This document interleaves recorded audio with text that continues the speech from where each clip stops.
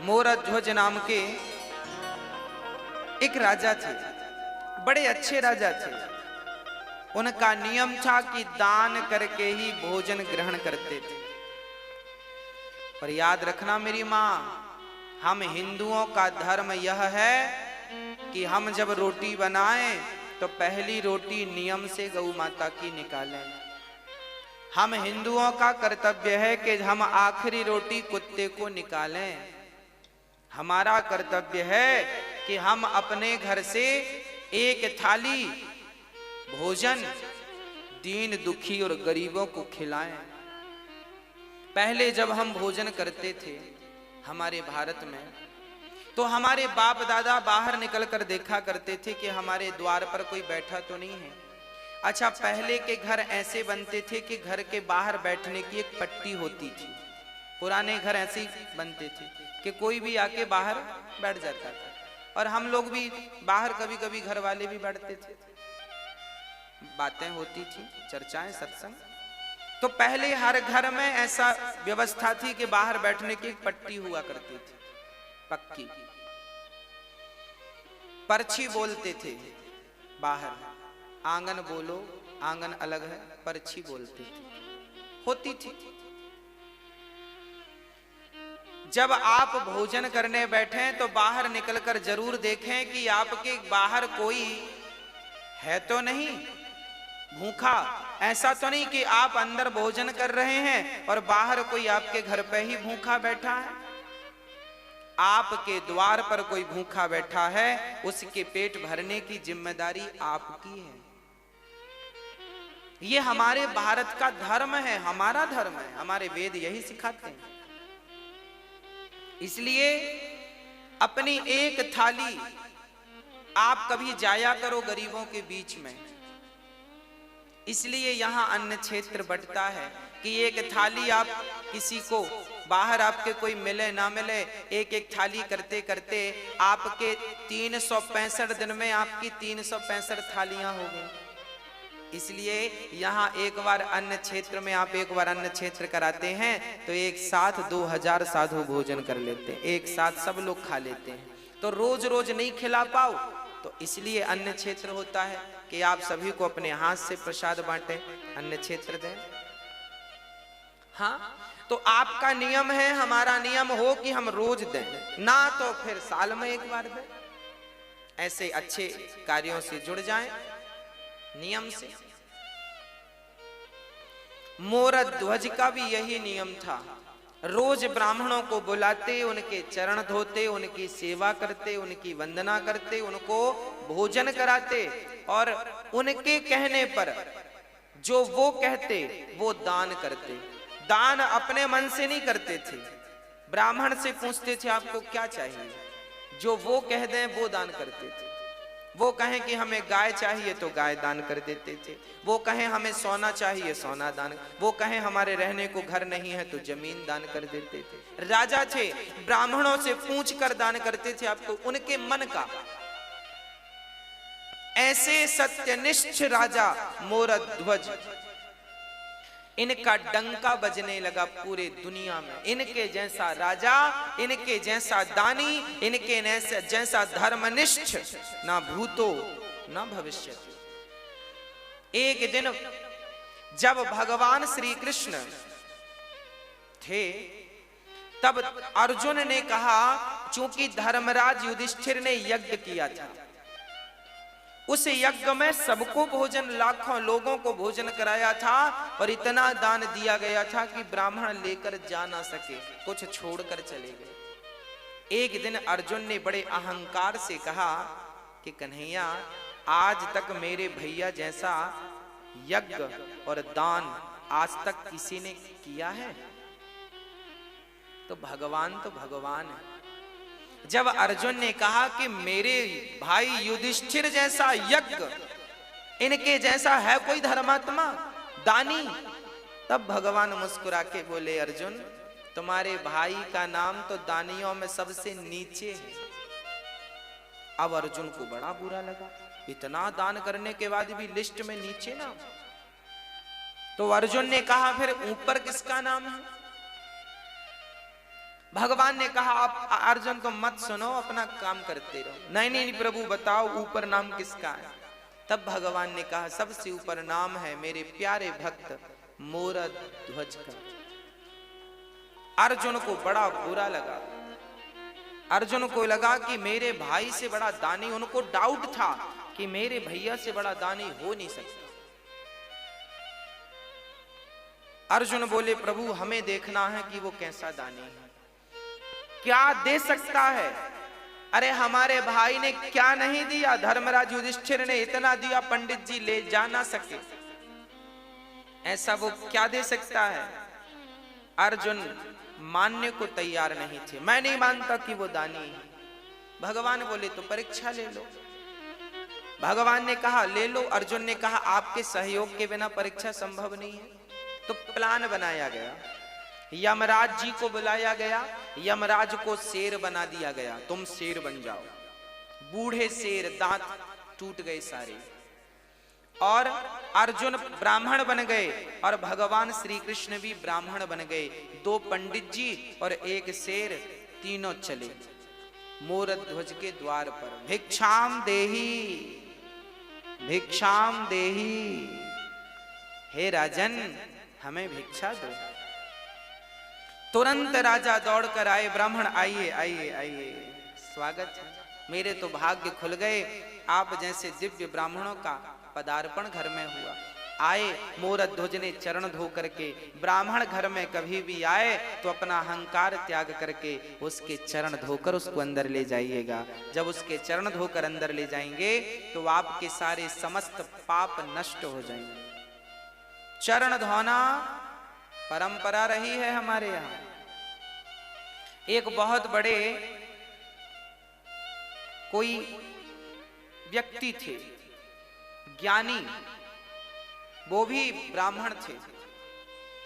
उन्होंने अपनी बेटी की सुंदरता देखी तो एक सुंदरता देखकर एक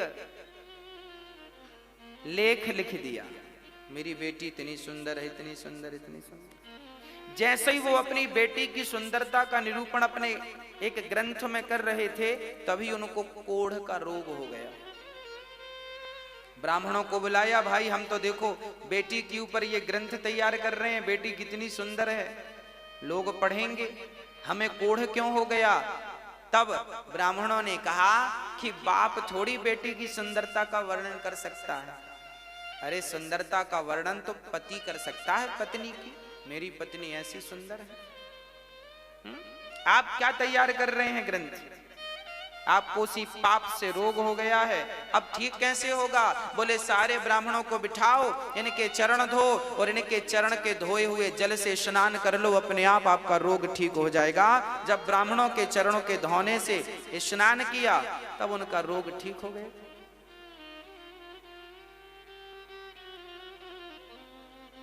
भगवान श्री कृष्ण भी सुदामा जैसे ब्राह्मणों के चरण धोए कि नहीं, हाँ या ना। वो तो भगवान थे ना,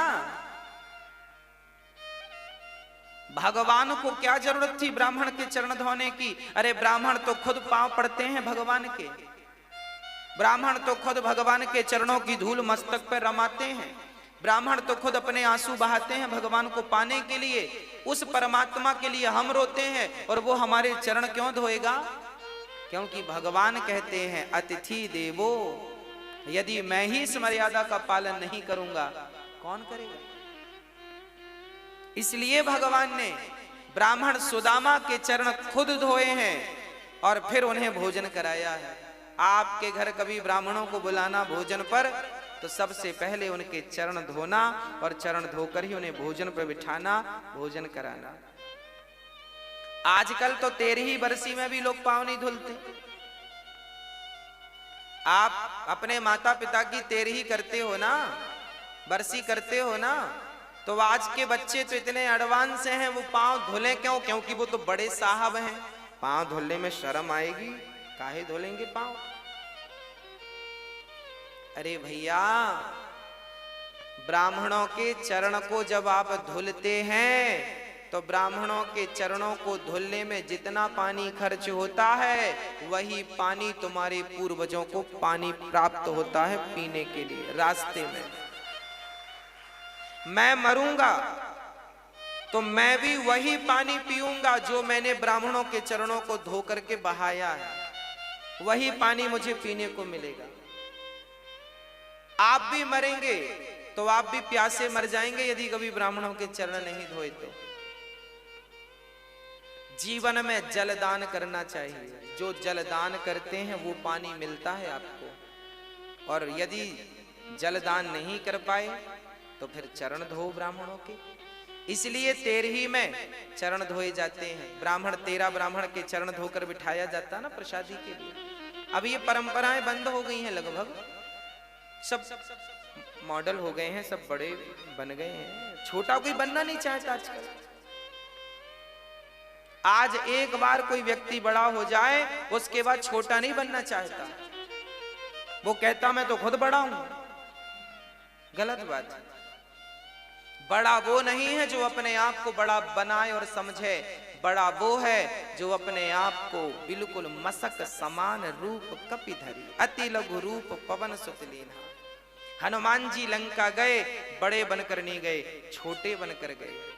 इसलिए ब्राह्मणों के चरणों से प्रीति हो, माता पिता के चरणों से प्रीति हो, माता पिता के चरणों को धोया करो। चलो ब्राह्मणों के चरणों को नहीं धोते हो, कोई बात नहीं, माँ के चरणों को धोगे तो उनका जो जल बचेगा वो भी तुम्हें मरने के बाद पानी के रूप में प्राप्त होगा, वही मिलेगा। और नहाने में तुमने जो 20 बाल्टी बहाए हैं ना, उसका रत्ती भर मिलने वाला नहीं है।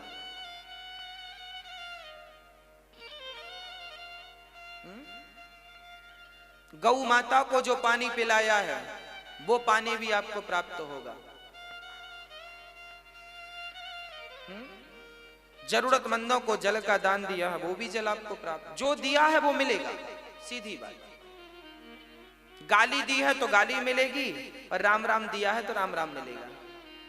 बस ये समझो कि कांटा चुभोया है तो तुम्हें भी कोई पीछे से चुभोएगा, और तुमने एक चुभोया वो 2 चुभोए, ब्याज भी मिलता है। और आपने किसी के रास्ते में पुष्प बिछाए हैं तो आपने गुलाब के बिछाए हैं तो फिर आपको कमल के पुष्प कोई बिछा के देगा, क्योंकि ब्याज अच्छे का अच्छा, बुरे का बुरा, जैसी करनी।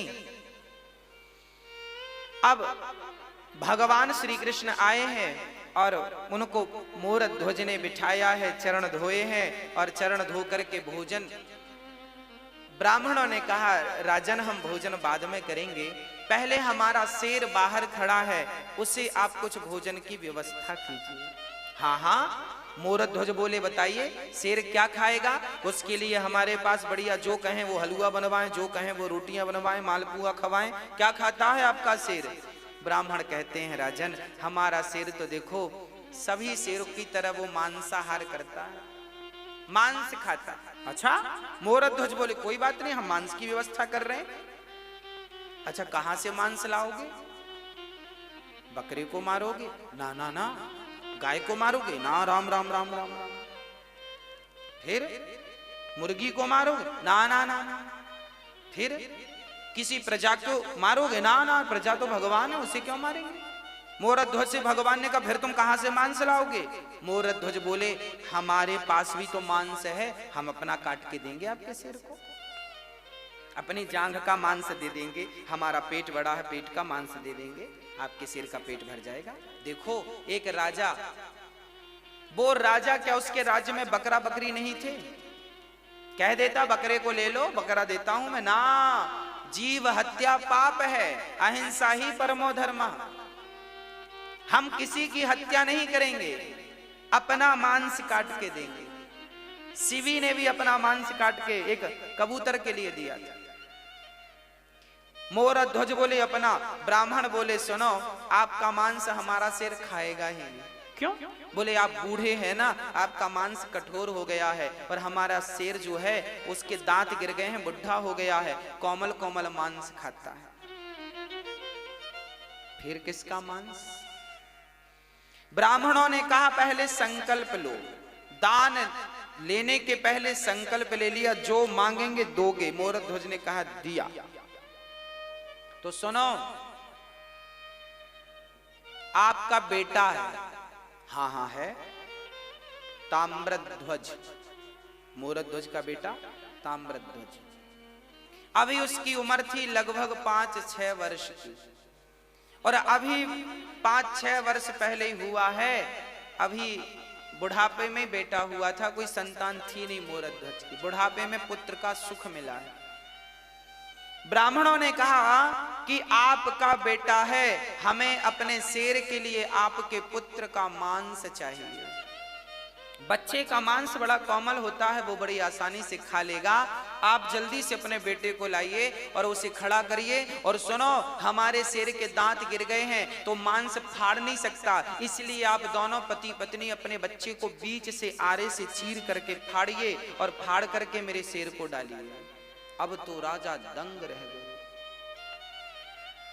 राजा कुछ समझ ना पाए।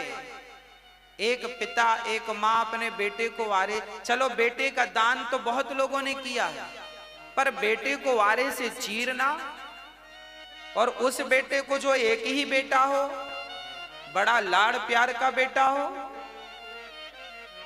अब तो राजा का दिल जोर जोर से धड़कने लगा। समस्या ये नहीं थी कि बेटे को वारे से चीरना है, समस्या तो राजा के सामने यह थी कि बेटे को जबरदस्ती यदि फाड़ेंगे तो बाल हत्या का पाप लगेगा। किसी को जबरदस्ती मारेंगे तो पाप नहीं लगेगा। तभी देखो हमारे यहां धर्म कैसा है। वो नन्हा सा बालक जो मोर ताम्रध्वज था, वो दौड़ कर आया और पिता से कहने लगा, पिताजी इतना क्या सोचते हैं? आप यही सोच रहे हैं ना कि मैं तैयार हूं अपना मांस देने को या नहीं? राजा बोले, हाँ बेटा, मैं यही सोच, मेरा धर्म संकट यह था कि मैं आपको जबरदस्ती पकड़कर काट दूं, पाप लगेगा। तब ताम्रध्वज ने कहा, वाह पिताजी, अरे पुत्र का जन्म ही इसलिए होता है कि वो पिता के धर्म की रक्षा करे। जिस पुत्र ने अपने पिता के धर्म की रक्षा नहीं की, उस पुत्र का पुत्र होना व्यर्थ है, क्योंकि आपने अपने पिता के धर्म की रक्षा नहीं की। उस बेटे ने कहा, पिताजी आज आपका धर्म ना चला जाए, इसलिए अपने धर्म को बचाइए। बेटा चला गया तो कल दूसरा बेटा आ जाएगा, पर धर्म चला गया तो दोबारा धर्म लौट कर नहीं आएगा। इसलिए धर्मो रक्षति रक्षित, धर्म की रक्षा करो। ताम्रध्वज खड़ा हुआ। राजा ने आरा लकड़ी चीरने का आरा पकड़ा, पर रानी मां उसे तैयार करना बड़ा कठिन है। जब राजा ने कहा कि हमने ब्राह्मणों को वचन दिया है कि अपने पुत्र का मांस शेर को खिलाएंगे, पत्नी से कहा, क्या तुम इस धर्म में मेरा सपोर्ट करोगी? अच्छा, वो भी कह देती कि मेरा बेटा है, आपकी बस थोड़ी है। वो कहती मेरा भी अधिकार है, मैं नहीं मरने दूंगी इसे, तो भी धर्म का। फिर भी राजा अपने वचन को पूरा नहीं कर सकते थे। पर देखिएगा, तब का पति, तब की पत्नी और तब के पुत्र कैसे हुआ करते थे। पत्नी ने कहा, स्वामी जी आप अपने धर्म की रक्षा कीजिए, मेरे तो ऐसे 100 बेटे आपके धर्म के लिए बलिदान हैं, कुर्बान हैं। आपके धर्म के लिए यदि मैं मेरे पुत्र का, मेरे ममत्व का बलिदान देना पड़े तो मैं अपने ममत्व का बलिदान दे दूंगी। खड़ा कर दिया बेटे को, बेटे की मर्जी से, और आरा रखा गया। आरा चीर करके अब आरा सिर पे रखा, और जैसे ही आरा चलाने लगे, उस नन्हे से बच्चे ने कहा, पिताजी एक पल के लिए रुक जाइए, माँ रुक जाइए। अंदर से गया और रुई लेकर के, रुई कान में लगा दी माँ के पिता के कान में। माँ ने कहा, बेटा ये कान में तुमने रुई क्यों लगा दी?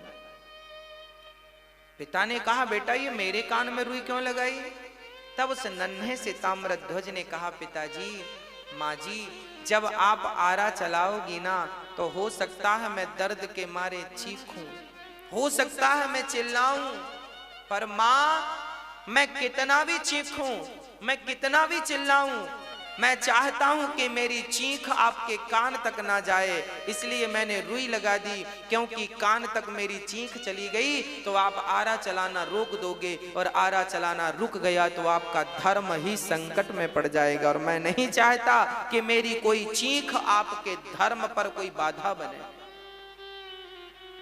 रुकना नहीं चाहिए आरा। बस खड़े हो गए ताम्रध्वज, आंख कानों में रुई लगाई, और वो माता पिता अपने धर्म की रक्षा के लिए अपने पुत्र को ही बीच से चीर दिया। देखते देखते खून की पिचकारियां निकलने लगी, कभी वो माँ के मुंह को भिगाए तो कभी पिता के मुंह को भिगाए, और वो पिचकारियां निकलती जा रही हैं और आरा चलता जा रहा है। ये भारत की सत्य घटनाएं हैं, ऐसा हुआ है, ऐसा भारत था हमारा। दर्शन करो इस भारत का, ऐसा भारत कि धर्म के लिए पुत्र तैयार हो गया, और धर्म के लिए माँ बाप ने बच्चे को आरे से, चूंकि वचन दे दिया था कि मैं आपको, आपके शेर को मांस दूंगा, 2 भागों में काट दिया। अब रानी रोने लगी, अब बच्चे को जब देखा तो रोने लगी। ब्राह्मणों ने कहा खबरदार, यदि आप रोए तो हमारा शेर मांस खाएगा नहीं, चला जाएगा भूखा, आपको रोना नहीं है। अब देखो, माँ ने बेटे को आरे से चीरा है, बेटा मर गया है, पर शर्त यह है कि इसके मरने पर रोना नहीं। अरे रोकर ही अपना दुख कम कर लेती वो माँ, पर रोने में भी पाबंदी लगा दी। ब्राह्मणों ने कहा इसका दायां भाग उठाकर मेरे शेर को डाल दो और बायां भाग ले जाकर फेंक दो। तब उस मां की आंखों से एक आंख से आंसू निकल गए। ब्राह्मणों ने कहा मां रोई क्यों? तब कहा उस मां ने, मेरे पुत्र का एक अंग तो आपके काम आ सका, पर दूसरा अंग आपके काम ना आ सका, इसलिए आंखों से आंसू निकल आए। शेर ने उस मांस को खा लिया और अब ब्राह्मण बड़े प्रसन्न हुए। ब्राह्मणों ने कहा राजन, अब हमें भी भूख लग रही है, अब हमें भोजन परोसो। राजा रानी ने थाल लगाई और ब्राह्मणों को परोसा, और ब्राह्मण जैसे ही रोटी तोड़कर अपने मुंह तक ले गए, वापस रख दिया। ब्राह्मणों ने कहा राजन, हम आपके घर भोजन नहीं करेंगे। क्यों नहीं करेंगे? क्योंकि आप हत्यारे हैं। कौन सी हत्या? आपने अभी अभी अपने बच्चे को मारा, और हत्यारों के घर हम भोजन नहीं करते। ये कहकर ब्राह्मण जाने लगे, तब मोर ध्वज चरणों में गिर पड़ा। महाराज, मेरे घर से अतिथि भूखा चला जाएगा तो मेरे जीवन भर की भक्ति, जीवन भर का पुण्य आज बेकार हो जाएगा। ब्राह्मण देवता, मेरे घर से आप भूखे ना जाइए, आप भूखे ना जाइए। ब्राह्मणों ने कहा आप हत्यारे हो। अरे मोरध्वज ने कहा मैंने हत्या नहीं की, आपने ही तो कहा था। हमने कुछ नहीं, हम नहीं जानते। हमने कहा जरूर था, पर आपने तो हत्या की है, तो हत्या का तो पाप लगेगा, और तुम जैसे बाल हत्यारे को घर हम भोजन करेंगे, ये कहकर जाने लगे। तब मोरध्वज ने विचार किया, बात तो सही है, मैंने अपने धर्म की रक्षा के लिए अपने माथे पर पुत्र की मृत्यु का कलंक ले लिया। लोग क्या कहेंगे, कैसा राजा है, अपने धर्म के लिए अपने पुत्र को मार डाला। ये कहकर राजा रोने लगे, हे विधाता, कैसी कठिन परीक्षा ले रहे हो, ये हत्या का पाप मेरे माथे पे लगेगा तो मैं कैसे जीवित रहूंगा। ये कहकर कि राजा मूर्छित हुए, और जब होश आया तो उन राजा ने कहा, हे विधाता, हे ईश्वर, यदि मैंने आज तक सपने में किसी का दिल ना दुखाया हो और मेरे घर से कोई अतिथि आज तक संतुष्ट होके ना गया हो, मैंने सदा संतुष्ट करके भेजा है सबको, आज तक यदि मेरी सेवा पूजा से आप प्रसन्न हैं तो हे नाथ मुझे इस धर्म संकट से उबारिए। और कहते कहते मोरध्वज ने कहा, बेटा ताम्रध्वज, एक बार तूने मर करके अपने पिता के धर्म को बचाया है, पुत्र एक बार जीवित होकर अपने पिता के धर्म को बचा ले। यदि आज तू जीवित नहीं हुआ तो तेरे पिता का धर्म चला जाएगा, तेरी मृत्यु व्यर्थ हो जाएगी। ये कहकर मोरध्वज नीचे गिरे। तभी अंदर से आवाज आ गई, पिताजी मैं मरकर भी आपके धर्म की रक्षा करूंगा और जिंदा होकर भी आपके धर्म की रक्षा करूंगा। अंदर से दौड़ता हुआ उनका बेटा आया और पिता ने हृदय से लगा लिया और पलट कर देखा तो ना वहां कोई शेर था ना कोई ब्राह्मण थे, वहां तो स्वयं भगवान श्री कृष्ण शंख चक्र गदा पद्म लेकर के खड़े थे, चतुर्भुज रूप में खड़े थे। अर्जुन की आंखों में आंसू गिर रहे थे, झरझर आंसू निरंतर गिर रहे। मोरध्वज बोले, प्रभु आप? हाँ। मोरध्वज रोने लगे, वाह प्रभु, क्या आपको भी मुझ पर भरोसा नहीं था जो आप मेरी परीक्षा लेने चले आए? अरे कम से कम आपको तो भरोसा होना चाहिए था। भगवान रोने लगे, मोरध्वज यदि मैं सबसे कहता कि तू सबसे बड़ा दानी है तो कौन मानता, पर आज तूने साबित करके सिद्ध करके दिखा दिया कि इस धरा पर, इस सृष्टि पर आपके जैसा दानी ना भूतो ना भविष्यति, ना हुआ था, ना हुआ है, ना कभी होगा। अब तो हृदय से लगा लिया भगवान ने। और अर्जुन तो बड़े शर्मिंदा हो गए जो अपने भाई युधिष्ठिर को दानी कह रहे थे। आज इन्हें पता लगा कि ये दानी नहीं, मोरध्वज दानी। हाँ, मोरध्वज जैसा कोई दानी नहीं, सबसे बड़े दानी मोरध्वज।